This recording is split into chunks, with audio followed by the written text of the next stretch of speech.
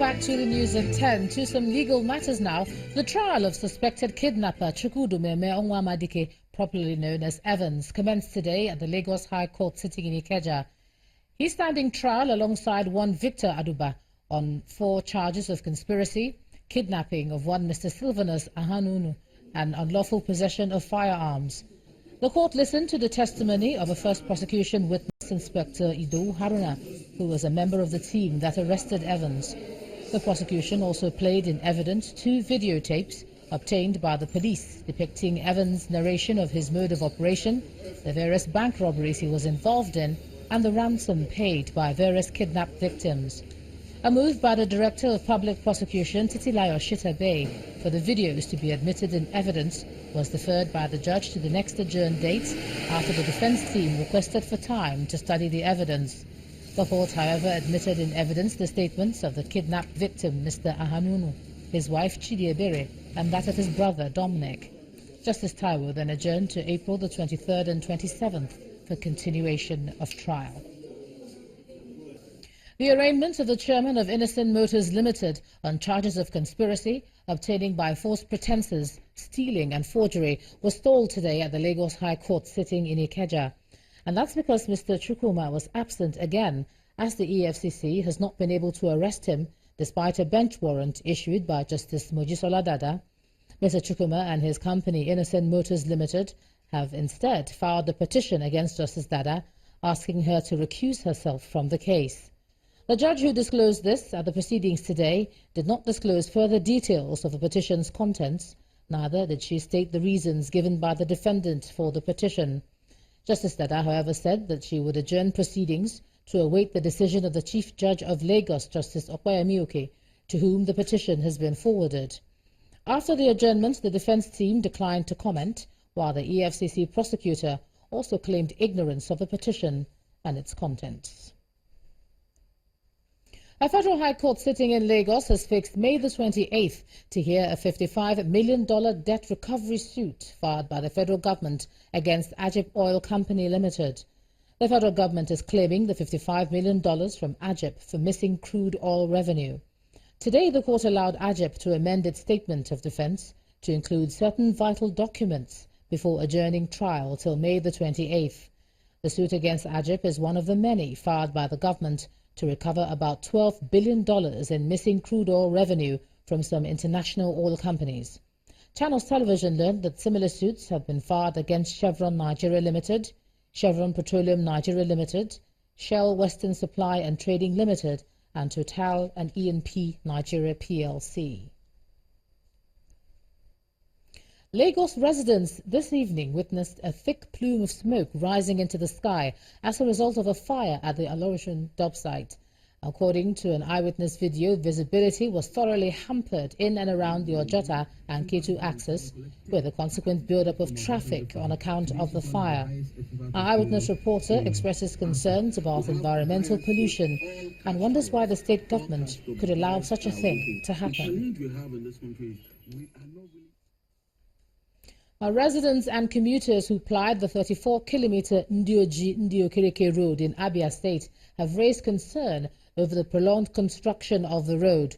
Residents are worried that the road has become an instrument for political campaigns. They are asking for a quick completion of the construction before the rains set in.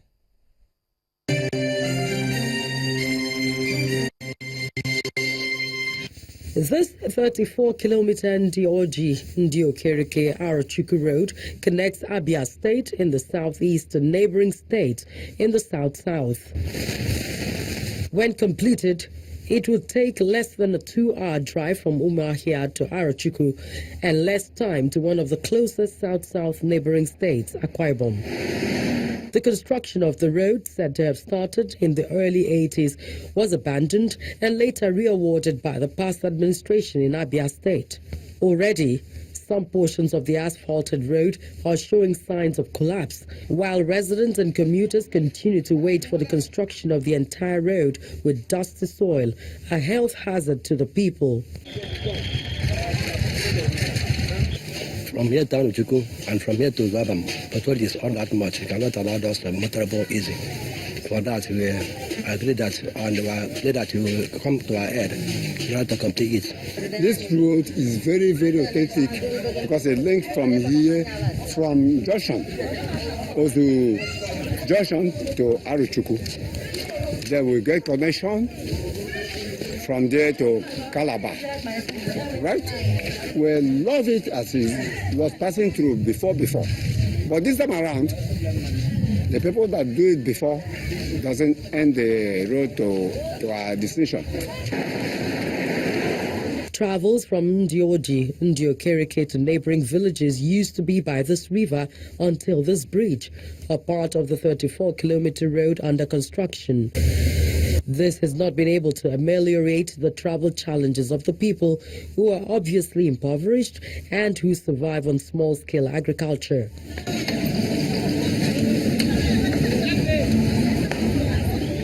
The site engineers hint that the slow pace of work on the road is due to unavailability of funds. We have already do the clearing from here to Arochukwu, and we do necessary. We have already rammed everything, whereby even though if there is heavy rain, there will be no any disturbance for motorists. And we have not done. We have done part. We have not done, but we have grade everywhere. We started from kilometer 8. So we've done additional 1 kilometer, that is 9 kilometers. And they have planned additional 1 kilometer ready to be asphalt. So, but I know there are other places as we are coming, I believe you must have seen them, the places that have been stone-based for a long time. And that is our target, to make sure that we protect those places from being deteriorated. And once more funds comes, we will capture. Our target is to recover those stone-based. Good governance begins with the provision of basic amenities to the people governed, but that may not be the testimony of the people of Ndioji and Ndiokereke. They hope government's presence will be more pronounced before the next political campaigns begin.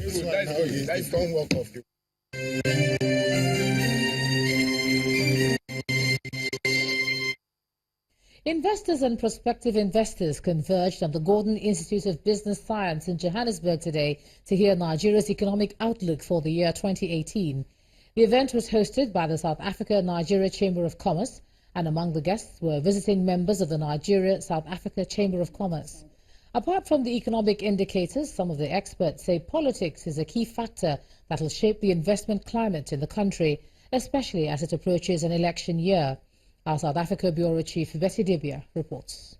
Nigeria's High Commissioner to South Africa, Ambassador Ahmed Ibetu, set the tone for the discussions, giving assurances to the audience that Nigeria is the place to invest in.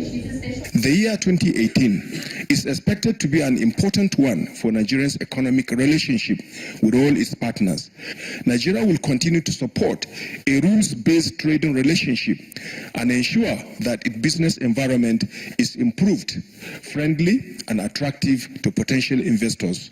What trends should we be watching closely in 2018 and beyond? Definitely the politics. Election is critical. Budget expenditure is going to be critical. Will government increase recurrent expenditure? Will authorities implement short-term infrastructure projects? What sector will they focus on? Now, what you will see is as we move towards election, some will be uncertain and be asking themselves a question: what do we do? Should we stay? Should we go and come back? We expect that a few will leave, but not a majority. That itself might put a little pressure on the exchange rate. From the 2018 economic outlook presented, there are still questions on corporate tax rates, multiple taxation, corruption, harassment of existing investors, and policy flip-flops, among others. In 2019, for example, many sitting state governors would leave office. Are there assurances of continuity in investment policies? Yes, the governor is going to be going away in 2019, but with the policies that are being put in place, it's going to be a continuous government.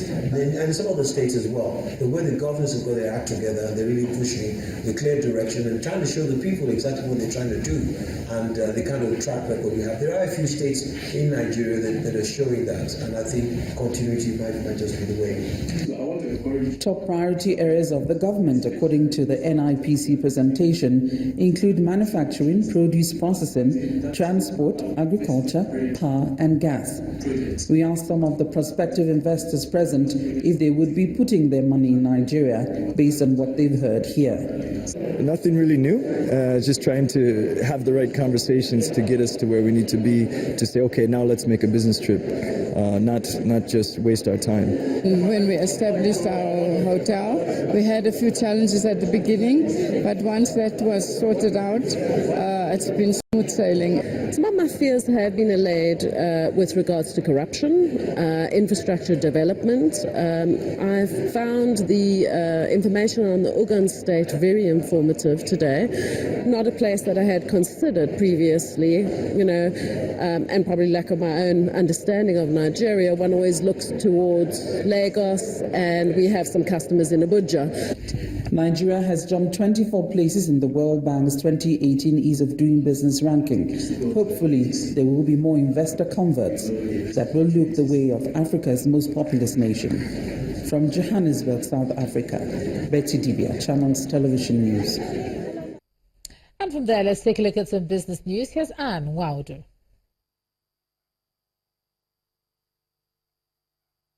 You first.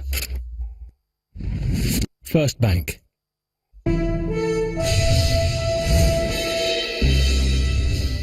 Thank you, Ijoma, and welcome to Business News. The Director General of the Debt Management Office, Mrs. Patience Soniha, has been speaking on the nation's public debt profile, which stands at 21.7 trillion naira. At a news conference in Abuja, she says that the figure represents 18.2% of the nation's gross domestic product.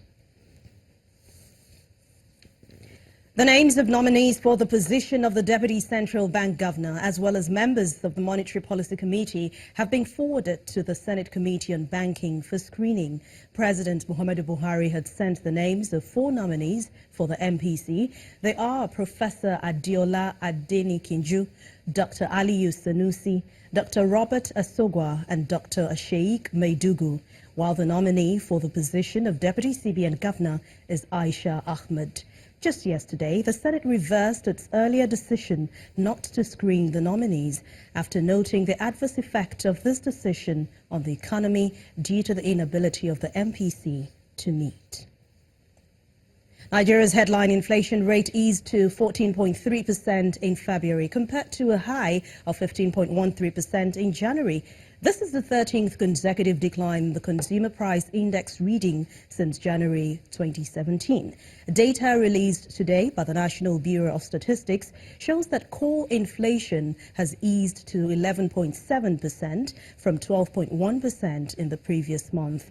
Boosted by a positive impact on the harvest season, the food index slipped by 0.85% to 17.59% in the month of February.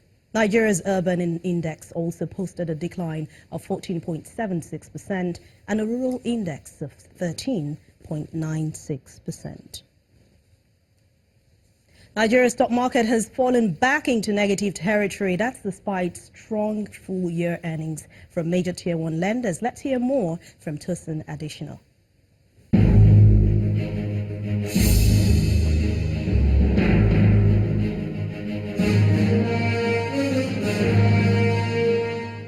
Thank you for joining us on the Stock Market Report. More losses from the bellwethers from the banking and the consumer goods sectors reversed the previous marginal recovery by 0.54%, despite the gains recorded by industrial goods giants Dangote Cement. The impact of the sell-offs pulled the all-share index below the 43,000 level by 0.5% decline and removed 83 billion naira from the total value of equities. The price chart recorded a wide margin loss from 40 equities led by Lasaco and Japan Oil, which fell for a consecutive session, while 15 advances for the day were led by 7.78% increases from CNI Leasing. Total volume of shares traded lowered by 4 million units, while Fidelity Bank, Zenith Bank, and FBN Holdings emerged as the top 3 most active stocks for today. And that's the Stock Market Report. I am Tosi Additional.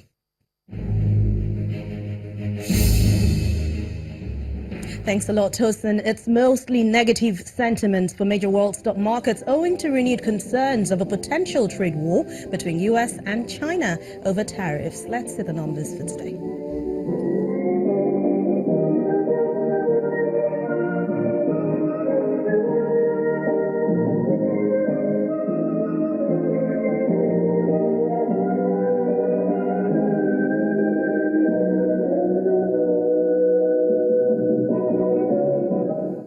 With those numbers, we end business news for tonight. Thank you for watching. I'm Anne Nwaudu. It's back to you, Joma. You first. First Bank. Still ahead on the news at 10, British Prime Minister announces royal family's boycott of World Cup finals in Russia following poisoning of ex-Russian spy and his daughter. And that's on sports. Please stay with us.